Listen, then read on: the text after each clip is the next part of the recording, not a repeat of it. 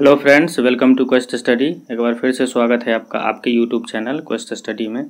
आज की वीडियो में लेकर आया हूँ संविधान के भाग। दोस्तों, संविधान का जो भाग है वो किसी भी एग्ज़ाम के लिए बहुत ही इम्पोर्टेंट है। और इससे पहले मैंने पार्ट 1 जो संविधान का बेसिक है वो मैंने ऑलरेडी अपलोड कर दिया है। अगर अभी तक आप वो वीडियो को नहीं देखे हैं तो डिस्क्रिप्शन बॉक्स में मैंने उसका लिंक डाल दिया है, आप वहाँ जाकर उस वीडियो को देख सकते हैं। दोस्तों, वीडियो शुरू करने से पहले हम लोग थोड़ा बेसिक्स देख लेते हैं। जैसे पता होगा दोस्तों, 26 नवंबर 1949 को भारतीय संविधान जो है वो बन के तैयार हो गया था। और जब संविधान बन के तैयार हुआ था उसको हम बोलते हैं मूल संविधान। और जो मूल संविधान था उसमें टोटल 8 अनुसूची था और उसमें 22 भाग था और 395 उसमें अनुच्छेद था। दोस्तों, ये जो अनुसूची है वो अब 8 से बढ़ के इसमें 4 और जोड़ दिया गया है, तो ये बन गया है आपका टोटल 12। और जो भाग है वो अभी भी 22 ही है और जो अनुच्छेद है वो भी अभी भी 395 ही है। वैसे दोस्तों, ये भाग और अनुच्छेद दोनों में समय समय पर कुछ नया भाग और कुछ नया अनुच्छेद जोड़ा गया है, जो कि क ख ग ऐसे करके जोड़ा गया है। तो क्रम से देखिएगा तो अभी भी ये 1 से लेकर के 22 तक ही है, और वैसे ये अब हो गया है 25। और दोस्तों, अगर आप अनुच्छेद का बात करते हैं तो इसको भी अगर आप क्रम से देखिएगा तो 395 ही है, लेकिन इसमें क ख ग के हिसाब से और भी जोड़ा गया है। बेसिक के साथ दोस्तों शुरू करते हैं आज के वीडियो को, जो कि हमारा संविधान के भाग से रिलेटेड है। और दोस्तों, अगर ये वीडियो आपको सही लगता है तो लाइक शेयर करना ना भूलें और इस चैनल को सब्सक्राइब कर लें, क्योंकि मैं ऐसे ही इम्पोर्टेंट वीडियो इस चैनल पे हमेशा डालते रहता हूँ। तो थोड़ा हम ये भी देख लेते हैं भाग होता क्या है। संविधान का जो टोटल 395 अनुच्छेद है उसमें से एक विशेष प्रकार का जो भी अनुच्छेद है उसको एक साथ एक जगह रख दिया गया है, तो उसको हम भाग बोलते हैं। जैसे भाग 1 जो है वो, ये जो भाग 1 है वो, उसमें अनुच्छेद 1 से लेकर के 4 तक है। और ये 1 से 4 तक जो है वो संघ और उसका जो राज्य क्षेत्र है। दोस्तों, यहाँ पे संघ का मतलब है भारत का बात कर रहा है, तो यहाँ पे संघ और उसके राज्य क्षेत्र के बारे में बताया गया है। इसी तरह से जो भाग 2 है वो भाग 2 में जो अनुच्छेद है वो 5 से लेकर के 11 तक है, और ये नागरिकता के बारे में बता रहा है। यानी कि ये बता रहा है कि कोई भी व्यक्ति भारत का नागरिक कब हो सकता है या किस कंडीशन में वो भारत का नागरिक हो सकता है। इसी तरह से जो भाग 3 है वो 12 से लेकर के 35 तक है।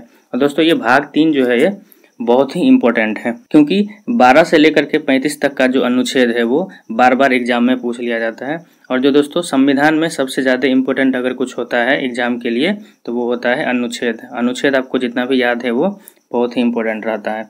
तो ये भाग 3 जो है वो बहुत ही इम्पोर्टेंट है, 12 से 35 तक का जितना भी अनुच्छेद है।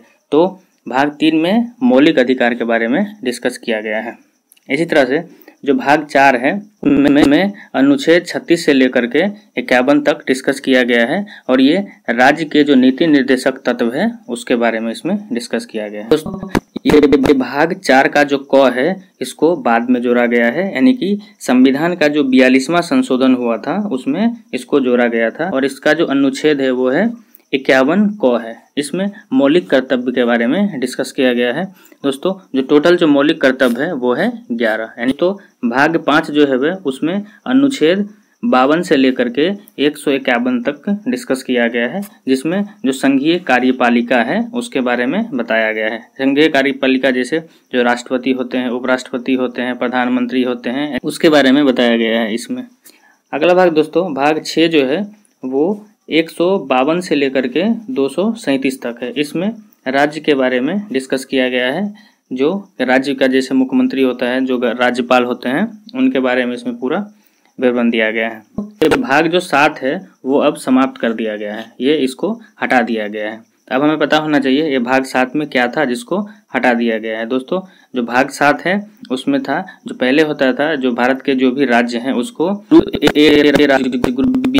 राज्य, ग्रुप सी के राज्य, इस तरह से राज्यों को ग्रुप में बांटा गया हुआ था, जिसको हटा दिया गया है। तो दोस्तों, इसको याद करना बहुत ही आसान है। जैसे यहाँ पे भाग 7 है, 100 से 7 और 100 से समाप्त होगा। इसी तरह से दोस्तों इसको जो हटाया गया था वो 7वां संविधान संशोधन से हटाया गया था, जो कि 1956 में हुआ था। तो 100 से 7 और 7वीं संविधान संशोधन से इसको हटाया गया है और 100 से समाप्त होता है। अगला है दोस्तों भाग 8 में 239 से लेकर के 242 तक डिस्कस किया गया है और ये संघ राज्य क्षेत्र के बारे में बताया गया है, यानी कि भारत का जो केंद्र शासित प्रदेश है उसके बारे में इसमें बताया गया है। जैसे पुडुचेरी हो गया, चंडीगढ़ हो गया, दिल्ली हो गया, ऐसे केंद्र शासित प्रदेश के बारे में इसमें बताया गया है। 9 का क और 9 का ख को हम एक साथ देखते हैं।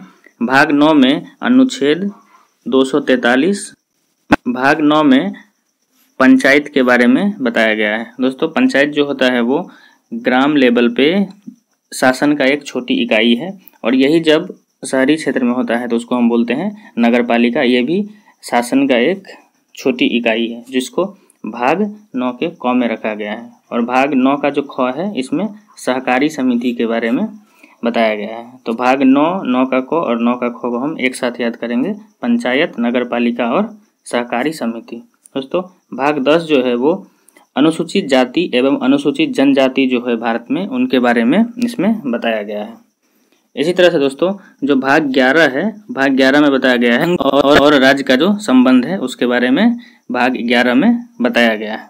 दोस्तों भाग 12, 13, 14 ये उतना इम्पोर्टेंट नहीं है तो इसको हम लोग नहीं देखेंगे। और ये भाग 15 जो है कुछ बहुत ही ज़्यादा इम्पोर्टेंट है क्योंकि भाग 15 में बताया गया है निर्वाचन के बारे में।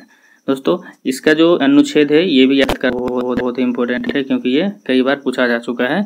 जो निर्वाचन जो है वो भारतीय संविधान में अनुच्छेद कहाँ से कहाँ तक है, तो ये है 324 से लेकर के 329 तक है। यानी कि भारत में जो निर्वाचन का जो प्रक्रिया होता है वो संविधान के भाग 15 में है और अनुच्छेद 324 से लेकर के 329 तक है। देखते हैं दोस्तों भाग 17। भाग 17 जो है वो राजभाषा से संबंधित है। दोस्तों कई एग्जाम में ये आया हुआ है, जो भारत का राजभाषा हिंदी है वो किस अनुच्छेद में है। तो दोस्तों ये अनुच्छेद 243 में है और ये भाग 17 में है। यानी कि जो भाग 17 है उसमें भारत के राजभाषा के बारे में बताया गया है।